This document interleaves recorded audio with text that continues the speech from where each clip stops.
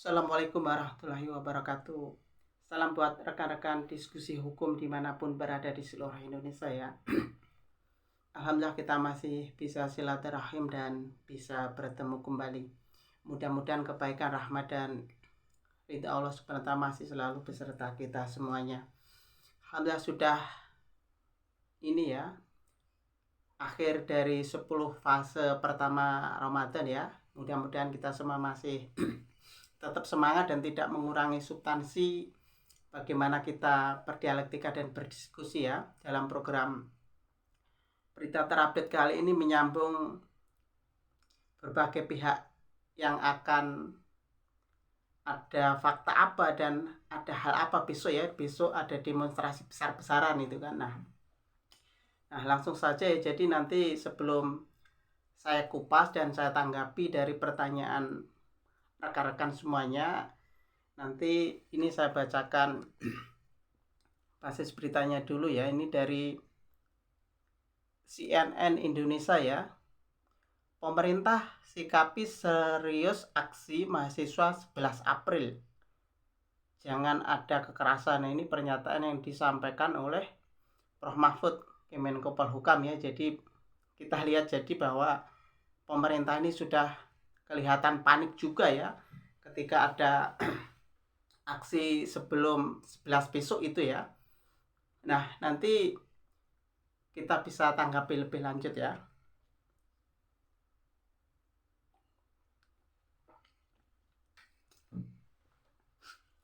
Ya lanjut ya. Jadi berkaitan adanya aksi demonstrasi besar-besaran besok 11 April itu ya.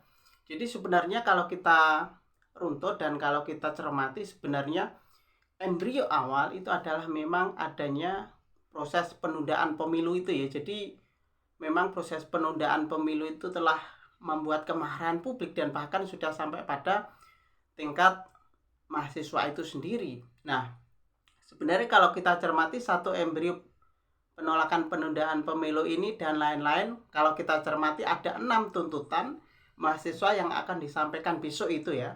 Ada 6 tuntutan: persoalan harga naik, kemudian ekonomi tidak stabil, pemerintahan yang instabilitas nasional terancam dan sebagainya. Itu kan ada 6 tuntutan yang tidak melulu pada proses penundaan pemilu, walaupun embrionya adalah berkaitan dengan proses menolak penundaan pemilu itu. Nah kalau kita cermati yang pertama ini ya, jadi rekan-rekan, jadi nanti saya sudah sering menyampaikan ya banyak pandangan berkaitan dengan proses penundaan pemilu ini dari konstruksi hukumnya, politiknya, ada anak-anak seringnya. Nah kali ini saya ingin fokus kepada bagaimana spekulasi ataupun bagaimana demonstrasi besar-besaran besok itu akan seperti apa itu kan.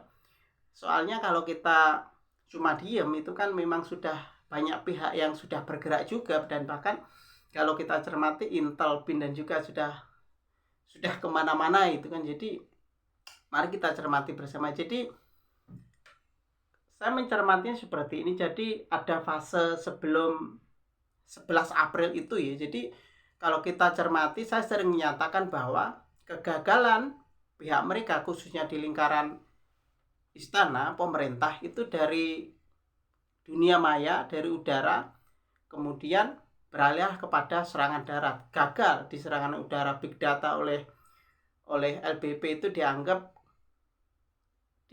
itu tidak ada data, unfaedah itu kan. Jadi katakanlah itu gagal, akhirnya darat. Nah sering saya sampaikan kemarin di beberapa kota di Bandung, Surabaya, dan di beberapa kota selain. Dan yang terakhir kalau kita cermati adalah dari Asosiasi Kepala Desa seluruh Indonesia, walaupun itu bisa dikatakan abal-abal, tidak asli, itu diklaim mendukung Presiden Jokowi agar 3 periode.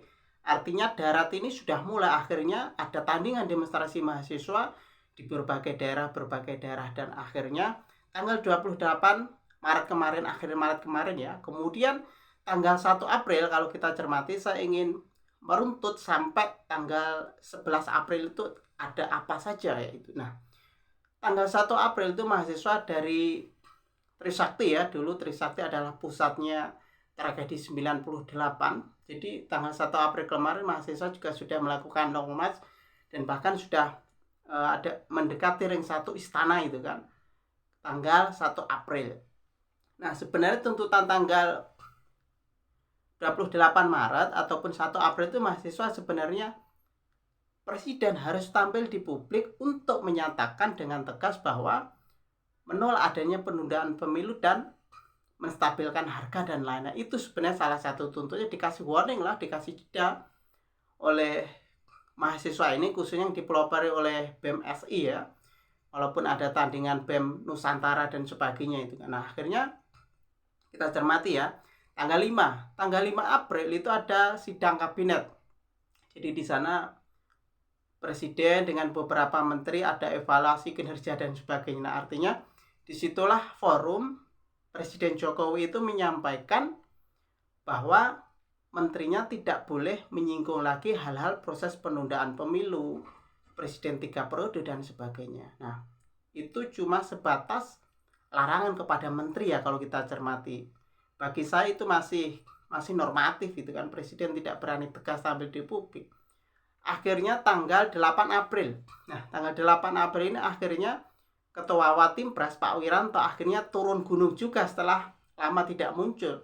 Kenapa Pak Wiranto muncul? Tentunya kita tahu ya, beliau bahwa salah satu bagian adanya tragedi 98 ketika lengsernya Soeharto dulu ya. Jadi Pak Wiranto akhirnya turun gunung juga. Nah, sebenarnya sampai tanggal 8 April itu sebenarnya kita kelihatan betul bahwa pemerintah itu kelihatan panik betul dengan ancaman mahasiswa yang akan terjadi besok itu kan. Ya nggak apa-apa bagi saya, kalau panik itu berarti masih peka terhadap tuntutan dan aspirasi yang beredar di masyarakat, khususnya dari kalangan intelektual, khususnya mahasiswa itu kan. Nah, tanggal 8 April ya, dan akhirnya kemarin kalau kita ketahui bahwa BEM Nusantara itu menemui Pak Wiranto. Nah, sekarang pertanyaannya BEM Nusantara yang mana? Padahal yang koordinasi aksi besar-besaran besok salah satunya adalah BEM SI itu sendiri. Nah, saya rasa ini memang politik pecah belah gerakan mahasiswa itu memang mengacu pada ini ya, sistem divide et impera zaman kolonial yang diterapkan zaman sekarang pada gerakan mahasiswa, gerakan pemuda ini menyekat aspirasi masyarakat atau rakyat itu nih kan.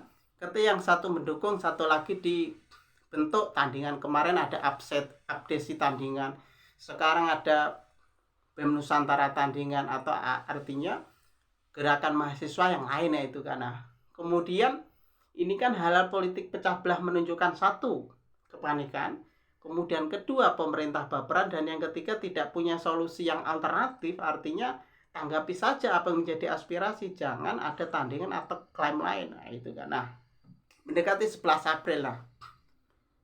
Mendekati 11 April sampai malam ini ya, saya mencermati dan juga ada beberapa pihak juga memang ini tetap hati-hati ya rekan-rekan semuanya. Sampai malam ini tuh banyak sosial media, WhatsApp, koordinator demonstrasi besok, kemudian dari akademisi, praktisi, mereka yang menyuarakan aspirasinya diretas oleh oknum yang tidak bertanggung jawab di sana.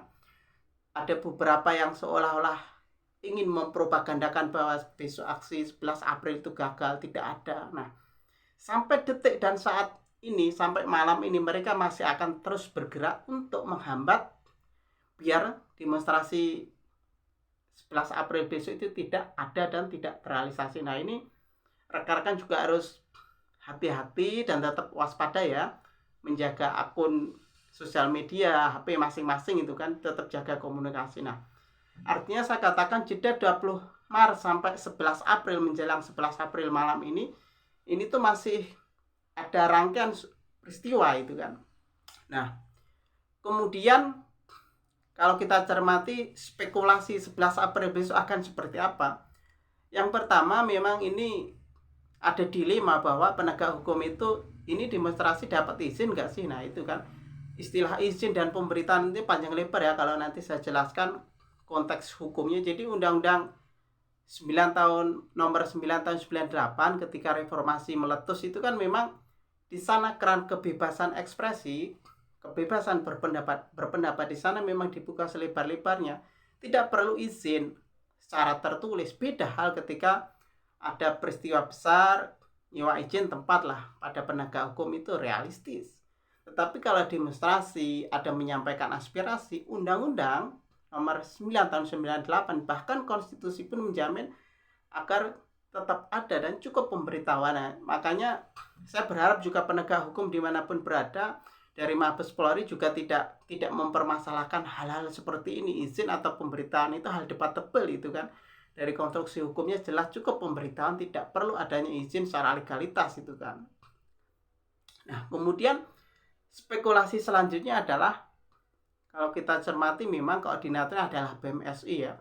Kemudian ada Aliansi Mahasiswa Indonesia. Kemudian ada gerakan dari organisasi internal kampus, macam-macam ya. Dan eksternal kampus juga ada juga di sana. Kemudian ada beberapa tadi sudah saya menyebut, apakah BEM Nusantara itu akan ikut atau enggak atau seperti apa. Kemudian yang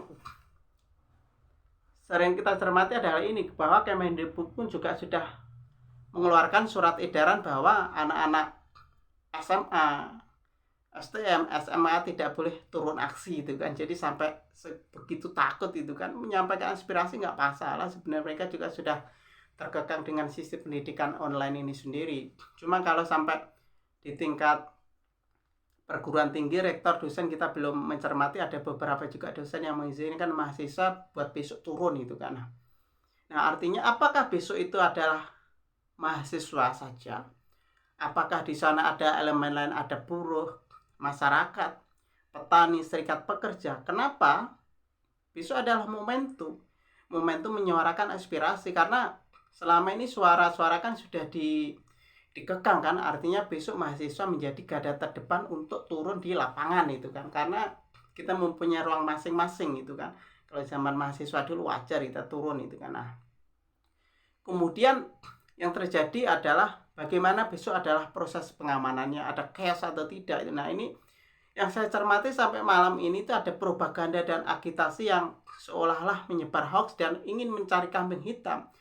Seolah-olah aksi besar-besaran besok yang murni ini adalah gerakan intelektual, ini adalah gerakan moral untuk mengiring kebijakan pemerintah sekarang ini, seolah-olah ditunggangi oleh pihak-pihak tertentu. Pihak tertentu siapa? Pihak tertentu sudah pada di penjara.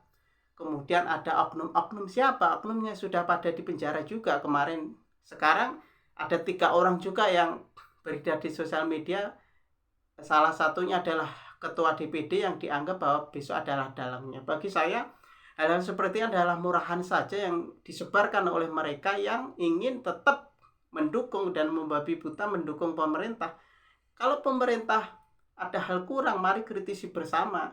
Jangan justru menebar hal-hal yang tidak mencerdaskan dan pembodohan, apalagi sampai menyebar hoax seperti itu. Karena mereka kebal hukum. Bagi yang mendukung pemerintah, walaupun hoax menyebar kebencian, mereka tidak pernah ditangkap dan tidak pernah diproses. Justru yang kritis di luar pemerintah, peretasan, akun sosmed, dan bahkan intel-intel pada turun semua. Nah, ini kan harus kita waspadai juga itu kan. Nah, artinya jangan jadikan alasan besok itu terjadi chaos atau tidak, dan jangan sampai ada alasan bahwa gerakan mahasiswa itu ada yang menunggangi seolah-olah anarkis, sehingga kita lihat bahwa September saat penolakan RUU KPK, KUHP kemarin, banyak mahasiswa yang meninggal juga. Kemudian ada banyak yang aparat yang represif, dan Indonesia tidak bertanggung jawab sampai meninggal, tidak ada tanggung jawabnya. Jangan sampai besok akan terulang seolah-olah aparat hukum ini kami membela loh, ini ada anarkis, ada hal yang menunggangi itu kan, ada kelompok-kelompok tertentu. Nah, ini kan jangan jadikan lebih pembenaran seperti itu. Saya rasa itu hal tidak benar saja itu kan. Nah, kemudian sebenarnya menambahkan ya, jadi saya tertarik untuk menambahkan bagaimana besok itu apakah cuma terjadi di pusat istana, sekitar istana, ataukah di seluruh daerah ya. Karena kalau kita cermati di seluruh daerah, khususnya di sana sudah melebar di berbagai daerah juga itu kan. Nah, kita cermati saja besok elemen-elemen gerakan yang ikut mahasiswa itu siapa-siapa saja. Nah, Kemudian saya mencermati menambahkan kenapa sampai kemarahan mahasiswa ini berlanjut karena pada sidang kabinet tanggal 5 April ya. Saya katakan Presiden Jokowi ini selalu terlambat merespon aspirasi publik, selalu terlambat dan tidak peka terhadap apa yang terjadi di masyarakat. Oke lah, kalau pihak mereka punya tolak ukur, ini saatnya bicara dan meredam. Kita juga mahasiswa, pemuda dan seluruhnya juga mempunyai tolak ukur sendiri. Bola panas sudah terlanjur dipancing di masyarakat, akhirnya sampai pecah seperti ini juga itu kan. Artinya Presiden Jokowi pada 5 April kemarin tampil cuma kapasitas sebagai presiden terhadap menteri, bukan kapasitas sebagai strong leadership kepala negara dan pemerintahan kepada rakyat, yang tampil bahwa andai kan presiden maka tolak secara tegas penundaan pemilu dan presiden 3 periode. Itu deal real dan mahasiswa tidak akan marah seperti ini. 5 April kemarin cuma normatif saja walaupun sudah dibela oleh Pak Tim Pres itu kan. Nah, artinya apalagi kemarin juga marah-marah kepada menteri juga ya, seolah-olah harga ekonomi tidak stabil dan sebagainya adalah salahnya menteri sehingga presiden marah itu kan. Artinya ini kan juga saya sering menyatakan bahwa ini visi misi presiden atau visi misi menteri, sehingga presiden selalu marah di publik kepada menterinya itu kan. Semua sudah terjadi kayak itu kan. Nah, kemudian besok itu sebenarnya kalau gerakan besar itu benar terjadi, dan insya Allah terjadi ya. Jadi ada 3 hal yang menjadi kegunaan ataupun manfaat. Yang pertama itu adalah tamparan. Kenapa saya mengatakan tak? Itu adalah tamparan kepada pemerintah dan lingkaran istana, seolah-olah kami berbicara seenaknya saja dan tidak ada yang berani loh. Kemudian yang kedua adalah sebagai warning terhadap siapa? Pengambil kebijakan, khususnya pemerintah. Warning bahwa mereka tidak peka, kemudian tidak kritis terhadap aspirasi yang ada. Kemudian yang terakhir adalah ancaman balik terhadap kebijakan yang tidak adil. Makanya gerakan mahasiswa besar-besaran besok itu merupakan sebagai tamparan bagi mereka, merupakan warning pun juga sebagai ancaman balik itu kan. Makanya saya katakan jangan terlalu meremehkan suara-suara kritis, nganggap sebelah mata. Bahkan yang kita kecewakan selama Presiden Jokowi menjabat, ketika ada gerakan mahasiswa nggak pernah menemui itu kan, satu pun tidak, malah justru keluar daerah atau apa kayak gitu kan. Makanya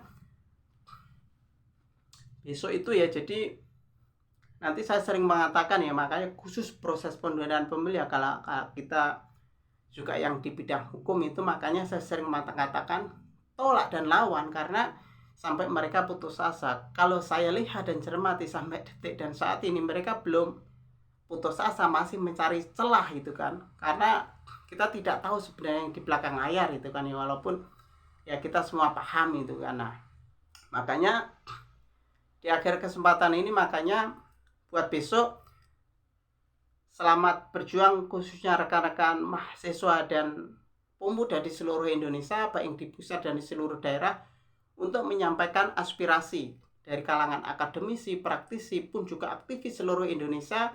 Kita mempunyai ruang dan kapasitas dan domain masing-masing untuk terus menyuarakan bagaimana proses penundaan pemilu memang benar-benar deal Presiden Jokowi tidak 3 periode, dan stabilitas khususnya ekonomi segera stabil itu kan. Nah, makanya tetap hati-hati teman-teman semua, jangan mudah terprovokasi, hati-hati penungguan gelap, kemudian hati-hati komunikasi. Kemudian yang kedua adalah kepada pemerintah. Kalau besok adalah aspirasi yang disampaikan, mudah-mudahan itu menjadi warning betul ya, menjadi peringatan betul. Selama ini jangan main-main dengan kami mahasiswa, pemuda dan masyarakat yang menolak kebijakan yang unfaedah dan tidak adil itu kan. Jadi jangan membuat kebijakan seenaknya saja itu kan. Negara layaknya dijalankan seperti perusahaan, bukan layaknya sebuah negara itu kan. Kita malu sendiri kalau kita lihat itu kan. Nah, kemudian yang ketiga, kepada penegak hukum ya. Saya berharap juga ini teman-teman dari LBH, Lembaga Bantuan Hukum dimanapun berada, juga kami sendiri juga nanti akan menampung seluruhnya. Jika ada kasus-kasus pun juga ada aspirasi, tetap kita tampung pengaduannya. Saya juga sudah ini banyak komunikasi dengan beberapa teman-teman LBH, karena juga kita tidak tahu nanti di lapangan seperti apa, dan kami berharap juga penegak hukum khususnya polisi itu tidak represif, tidak mudah terpancing dan mudah mencari kambing hitam ya. Jadi biarkan saja mahasiswa, pemuda ataupun elemen besok itu menyampaikan suara aspirasinya, jangan langsung dipukul kemudian represif dan sebagainya, apalagi sudah mendapat arahan dari Pak Prof Mahfud ya, Pak Kemenko Polhukam. Di sana ada TNI, ada Polri, ada BIN, kemudian ada elemen lainnya agar tidak represif gitu kan. Makanya hati-hati besok. Sekali lagi, selamat berjuang semuanya rekan-rekan, terus menyuarakan kebenaran, jangan pernah takut. Selamat berada dalam jalur kebenaran, jangan pernah takut. Dan insya Allah mudah-mudahan Allah Subhanahu wa Ta'ala dan Tuhan Yang Maha Esa melindungi kita semuanya. Itu ya rekan-rekan, nanti sekali lagi tetap semangat, jaga kesehatan supaya buat besok kita mempunyai ruang masing-masing, ada di belakang layar, ada yang turun dan sebagainya. Demikian ya. Beda jangan ngambekan, beda jangan baperan. Berbeda karena kita saudara, berbeda karena kita Indonesia, kita sama-sama belajar bareng, mudah-mudahan bermanfaat. Bersama-sama berbuat bermanfaat buat umat bangsa dan negara. Wassalamualaikum warahmatullahi wabarakatuh.